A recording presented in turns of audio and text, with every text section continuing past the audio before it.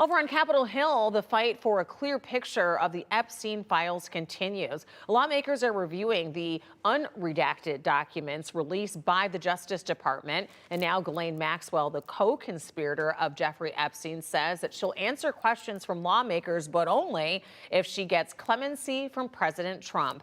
NBC's Alice Barr has the very latest from Washington. Hi there. Lawmakers in both parties describing a persistent lack in transparency as they begin reviewing unredacted Epstein files, with some raising questions about specific names they say were held back.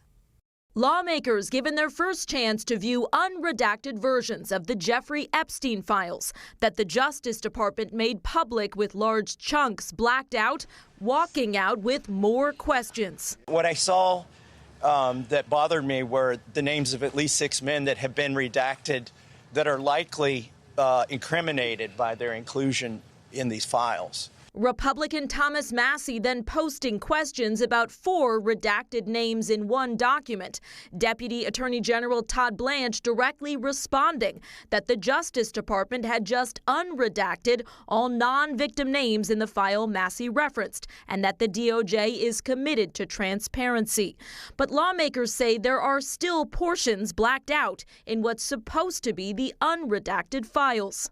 And that's because the documents produced to justice from the FBI, from the grand jury, was redacted when they got it. As they push for full transparency, members of the House Oversight Committee voicing frustration after Epstein co-conspirator Ghislaine Maxwell refused to answer any questions in their deposition. I invoke my Fifth Amendment right to silence. Repeatedly pleading the Fifth in a virtual appearance from the Texas prison camp where she's serving her 20-year sex trafficking sentence. Maxwell's lawyer saying she's, quote, prepared to speak fully and honestly if granted clemency by President Trump, something the president has not definitively ruled out and Epstein survivors passionately oppose. Why would that even be entertained in any way? Lawmakers in both parties have spoken out against clemency for Maxwell.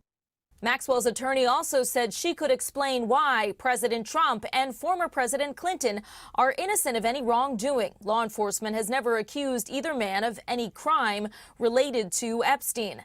Next up this week, a hearing with Attorney General Pam Bondi that some Epstein survivors say they plan to attend. In Washington, I'm Alice Barr. Back to you.